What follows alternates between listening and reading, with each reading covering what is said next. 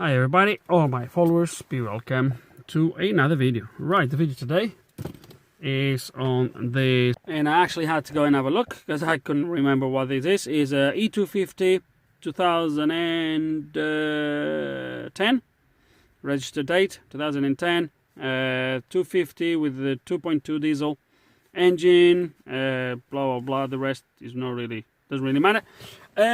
If you do follow the channel, guys, you have seen this car here in the past. If you remember, I will leave a link in the description below for that video. It was quite interesting because at that time, on the other video, the car has been through a very expensive parts cannon. Wow, the story is all on that video. Anyway, the car developed a fault. So this was quite a long time ago. I'll have to go and have a look to see how long that was recorded, the other video.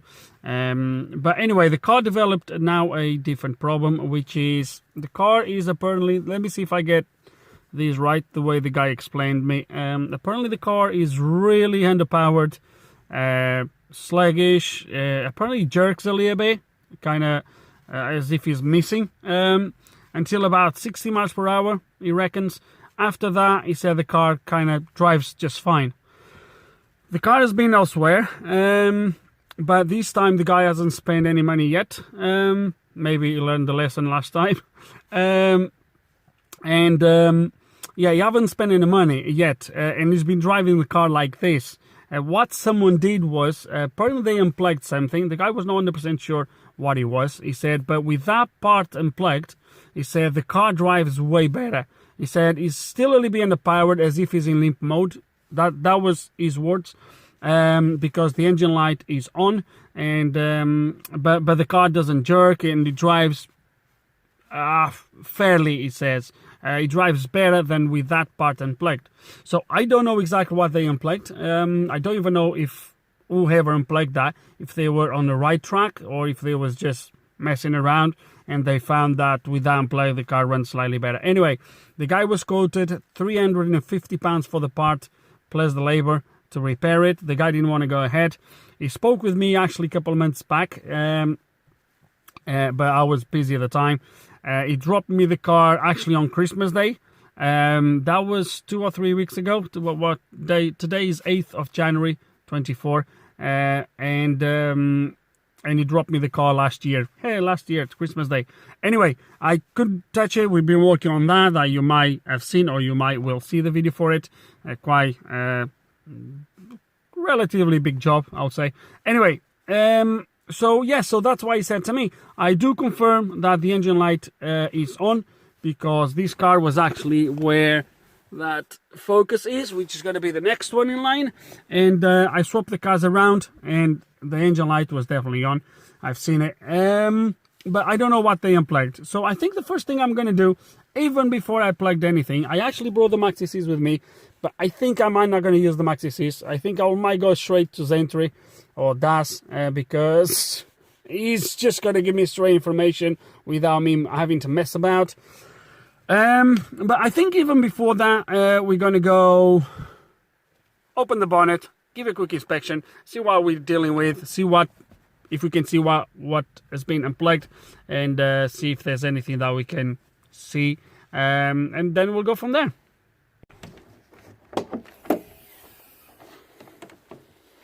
Okay, everything looks in place. Let's put, oh, this came quite easy. I don't think it was pushed down properly. Right, well, what have they unplugged? Right, a lot of stuff that's not in place. What have they unplugged here? No, that's plugged in.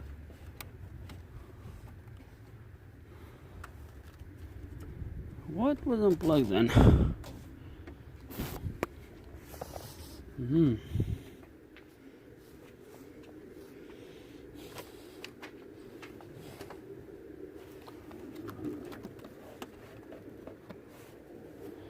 I cannot see anything unplugged at a glance. Everything looks in place. So let me maybe back here, maybe, no? Oh, that's plugged in, that's plugged in. That's plugged in.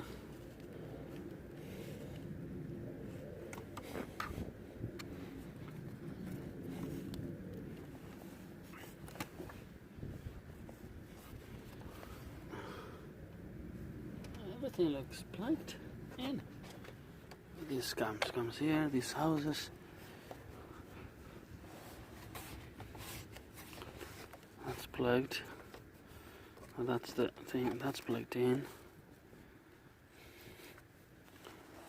That's plugged in. What else we have here? And everything looks plugged in. Right, let me dig a little bit further.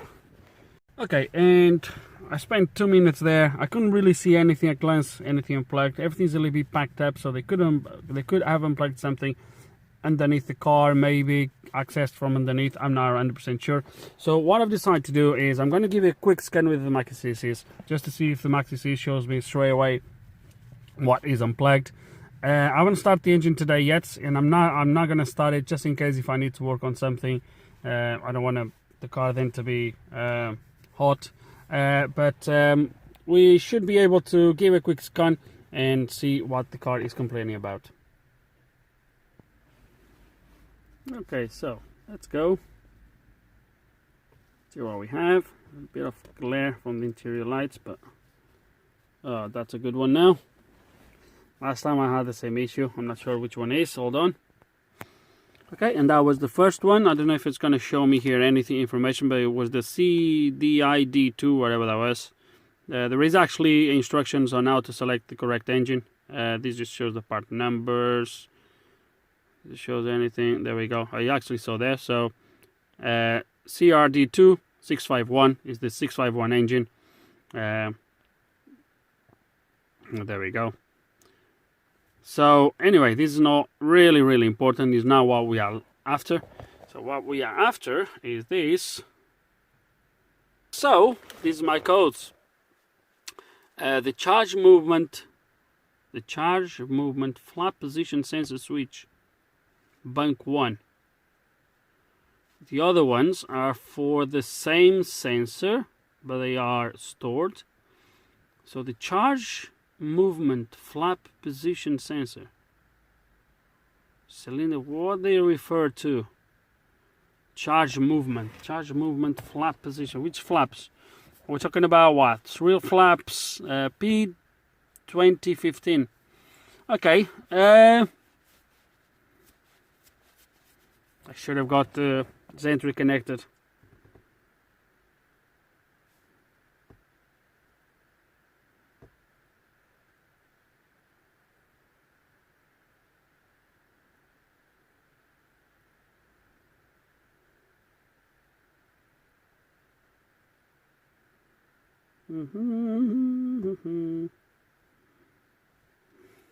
Okay, let me see what this flap is. Okay, a quick Mr. Google search, and indeed I thought it would be for the real flaps. It would make sense. Flap position, it is definitely for the real flaps. So let's gonna have a look. I was probably blind. There it is, disconnected right there. So that's what was disconnected, which is the motor for the real flaps. Wow, this is packed up around here to get to anything. Wow. Okay. I'm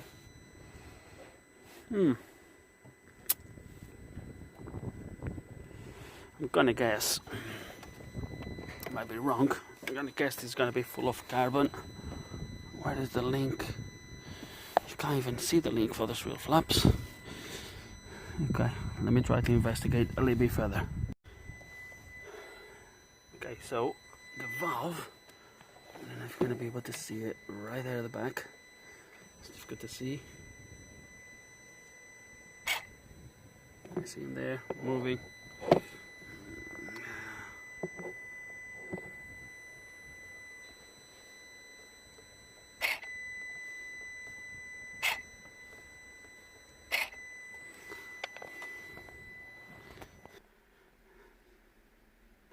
So now I have the flash on. So the flap is actually working.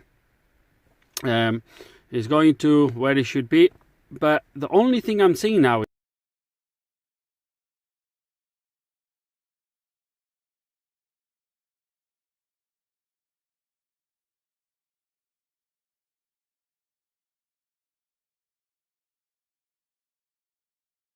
is that it's going below that value. So it tells me the reference should be between 2 and 8 in this position. Then when I activate, it should be between 92 and 98. It goes up to 94. But when it comes to the rest position, oh, there's that one. When it comes to the rest position, is there now, as you can see, on 5, but then all of a sudden it comes down a little bit further. And I think maybe that's my problem.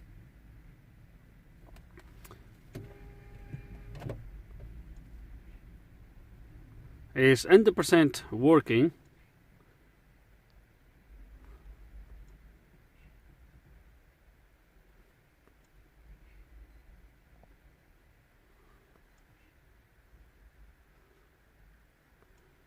As you've seen earlier, it was on -1 or 1.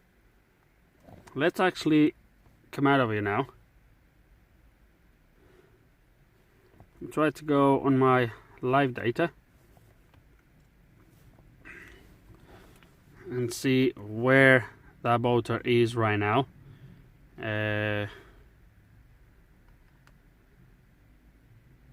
That's gonna be what, boost? Boost? No, where that's gonna be is just gonna be maybe there.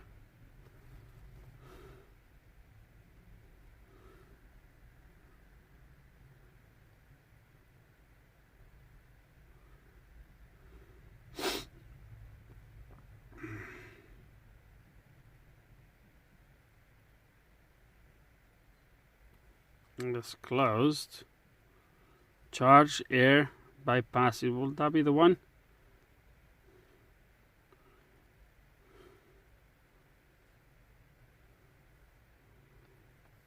Maybe. Like something that shows me actually the percentage as it was showing when we tried to activate. Port shut off. Let port.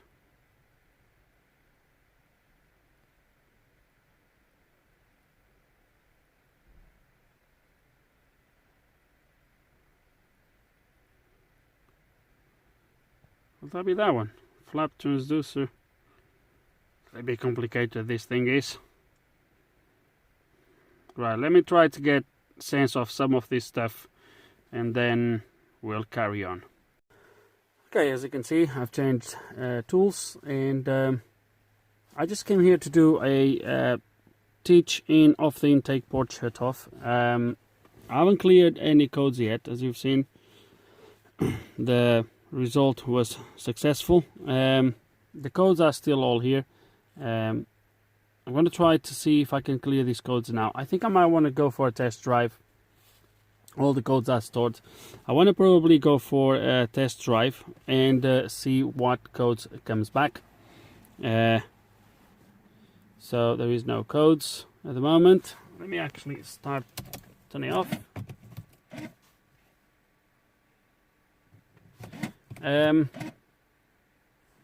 So it didn't really show me anything extra. Obviously same faults, etc.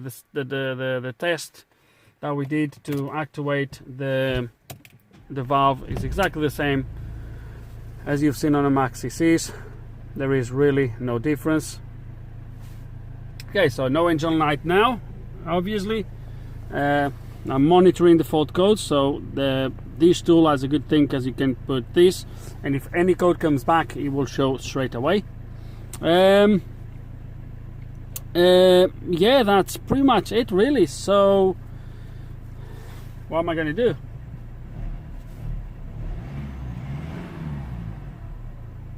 What I'm going to do is, am I going to go for a test drive and see which fault comes back first, and try to go from there. It is, however, a little bit strange that when you actually leave the key on, engine off for a little bit, the valve goes down to like 0% or something like that. But I think that's just the engine ECU stopping actuating those components to obviously save battery, whatever. And when you start, the ECU starts to control the component, and it goes to that 5%. It always goes to the right place. It's actuating fine, live data is okay, so not really sure at the moment. It might be that is exactly what I've said earlier. That's going to be, the intake is going to be full of carbon, those ports are going to be clogged, and probably just needs a good cleaning. But yeah, could be that, might not be, I don't know yet. Car is definitely not throwing any faults. I've been monitoring now. I've been driving the car now for about 10 minutes or 15 minutes, and it's definitely not throwing any faults. So yeah, so at the moment, that's what the car does, and that's where we are. Okay, I've disconnected the rear flaps now, and do I see an improvement? Oh, it's difficult to tell. It looks like it looks like you see an improvement. There's not so much of that sort of missing, juddering, whatever. But it is 100% better? No, definitely no. But I think I could argue that. So let's gonna go for a drive, see if this has fixed the problem. You probably guys are wondering, what the hell am I talking about? Let's do it while I have some daylight, because I would like to wrap up this with some light, and I don't have much left. Okay, so you guys might be wondering what the heck's going on. The car is fixed, so there's no more juddering, no more missing. The car is driving absolutely fine, and the power, the main thing is as well, the power is back on. The car felt a little bit sluggish, and the power is there. The car is driving fine. I don't know if you can see the rev counter. No, you can't. I'm between 1.5 and 2,000. If I put my foot down, puts one gear down, and it just goes smooth. Really smooth. The car is fixed. Now, this was a little bit of a different one, and how to start? Let me think how I'm gonna start this. So, what's the problem with the car? The problem with the car was one part that was giving the wrong readings to the ECU, and because the readings that component was giving to the ECU was doing the wrong adjustments, and the reason why the car was driving so bad was purely because of that. But as you have seen, or you haven't seen, I haven't took you through anything because I found the problem, I'm not gonna say with luck. If I wouldn't find it that way, you know me better, guys, I would dig as deep as I would have to go until I found the problem. But was a lucky hunch, if you will, and it paid out really well. And when I actually tell you what the problem was and how I got to it, you might gonna actually think that mine was not actually a good guess. It was more like I look at it and you know, a lot of bells start to ring, and I go a little bit, you know, nah, I need to check that. But anyway, let me start again and let me explain you exactly how I got to it, what was wrong with the car, and now how it was fixed.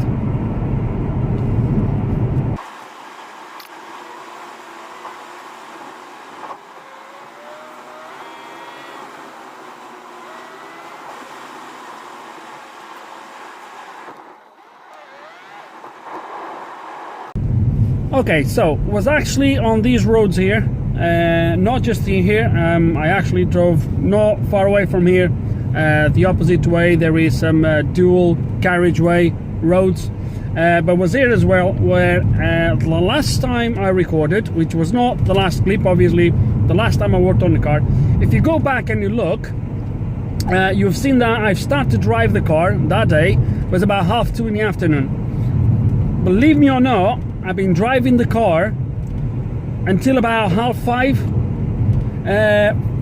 And what I've been doing here on these roads, actually on this road as well, was I was trying to understand what the heck was wrong with the swirl flaps. Now going back, I think the car, the mechanic, the garage where the guy took the car and went for the swirl flaps, either he was just trying to show something or was just trying to, I don't know, just tell something to the owner, because why he went to the swirl flaps is beyond me. As you have seen, the motor is working, there's no faults for the swirl flaps, and as I said, I believe I said at the start of the video, the guy was quoted £300 for the part plus installation. So I'm not sure which part they were talking about, but if it was swirl flaps related, I'm sure the motor itself doesn't cost £300.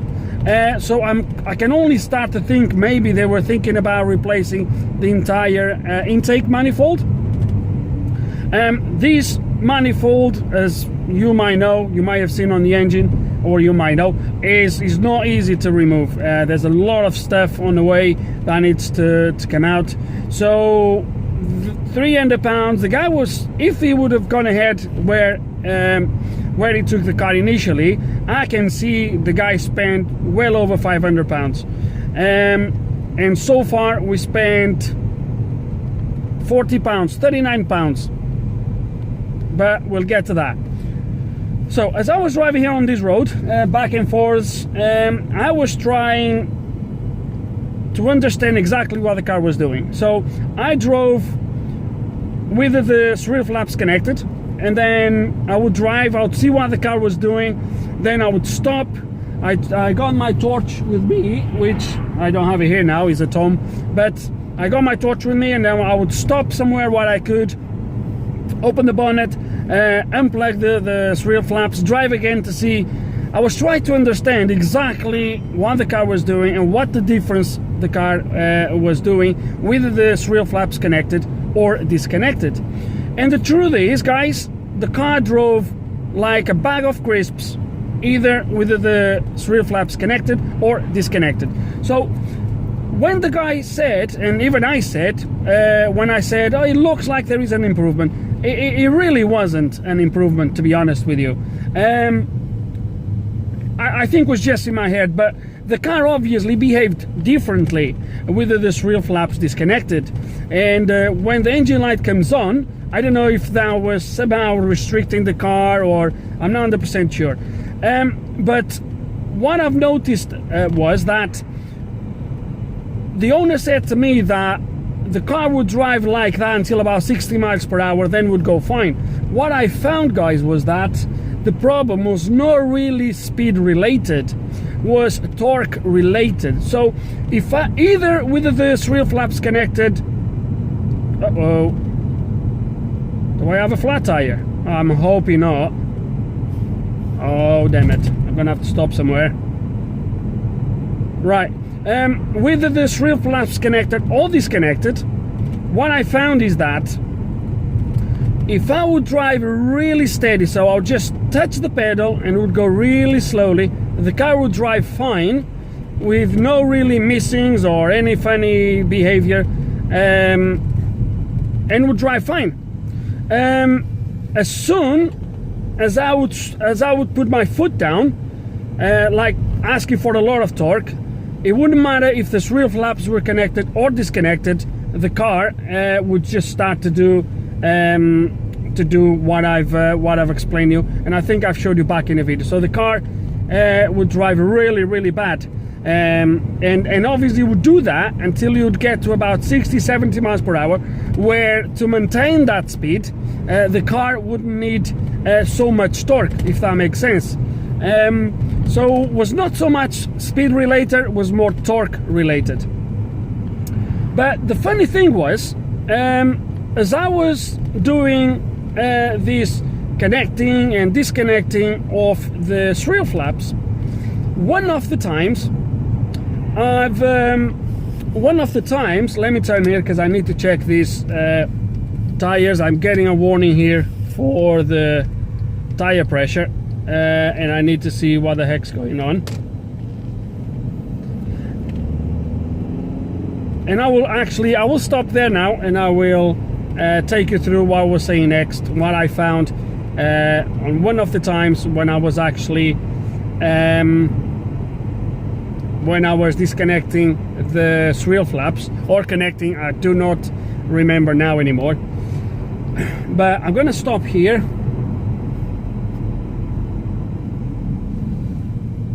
Okay, let's stop here. This is a nice place.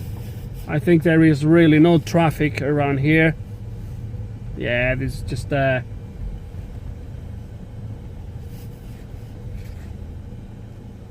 okay, very quickly, let me check these tires, see why the car is complaining about the tires.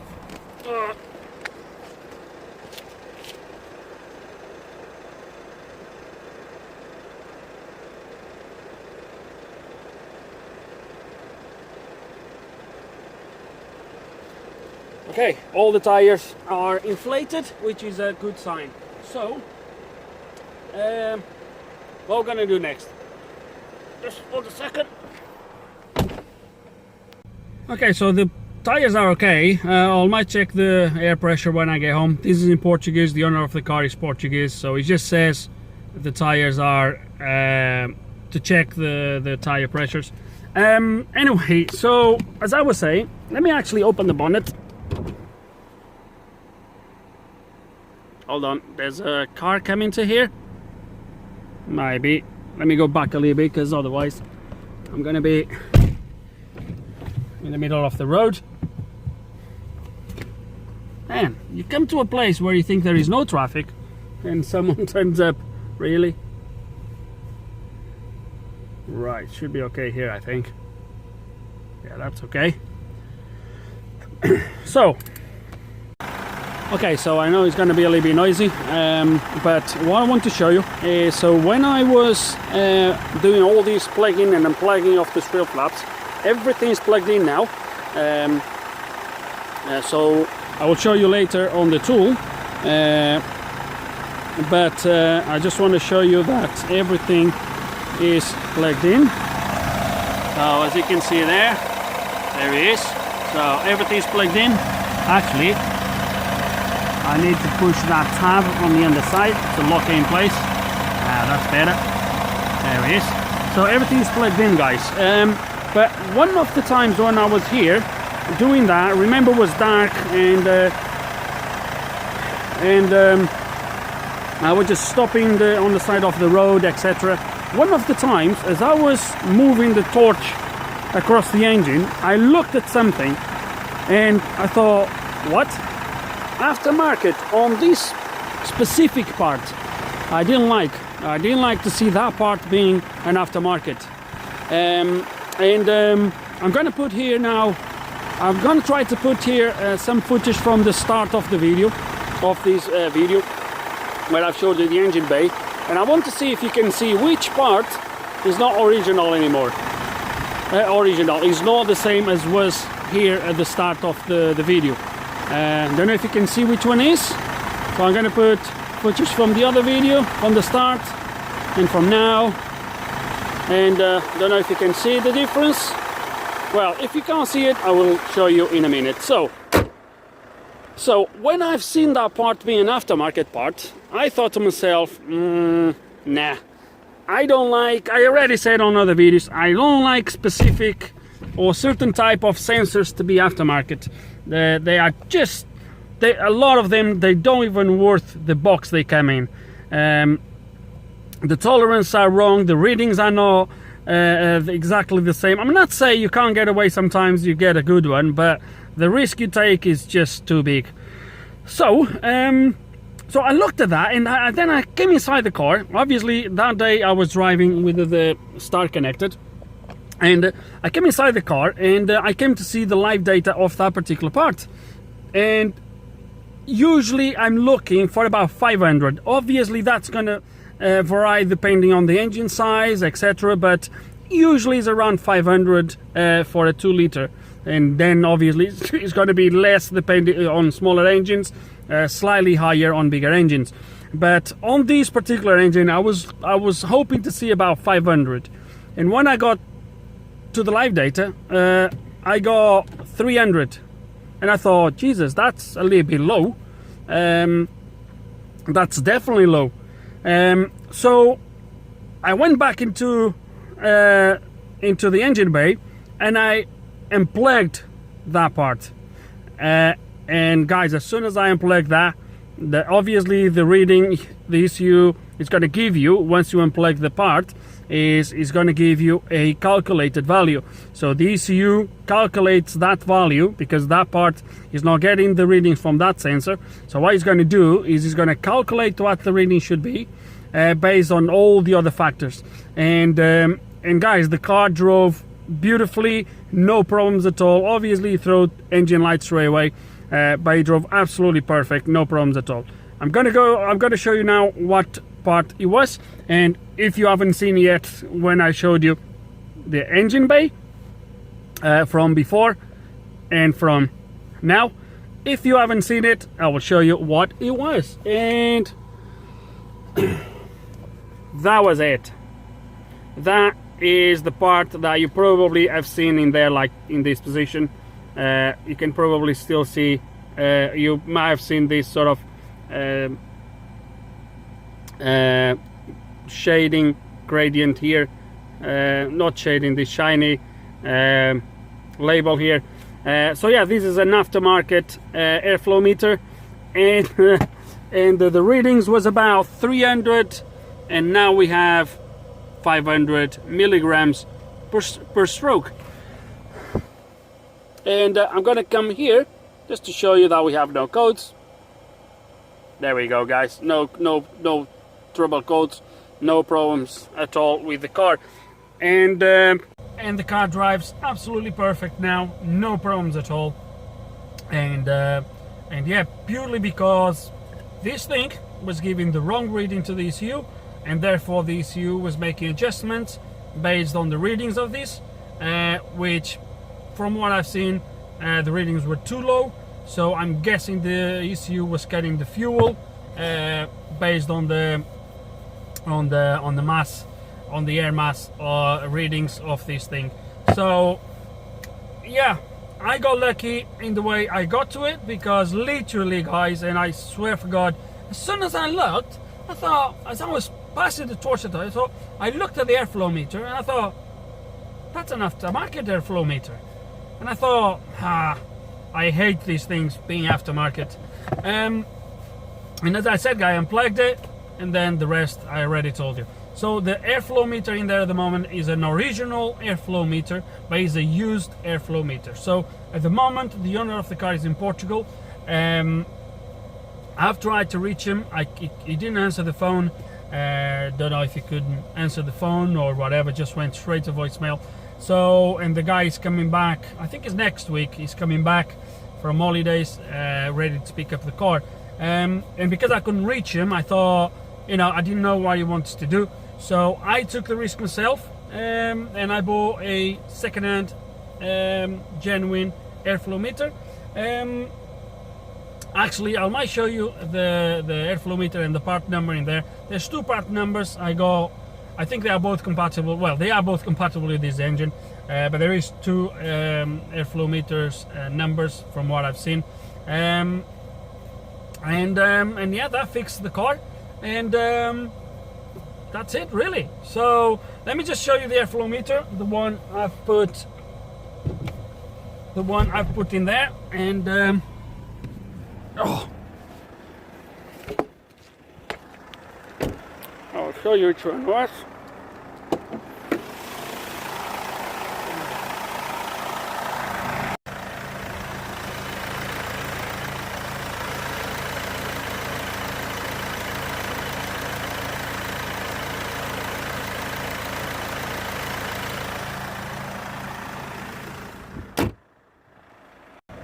So that one ends on 0248, and there is another number that I think is 0148, is also compatible. So 0148 or 0248, that's the last numbers of the part number.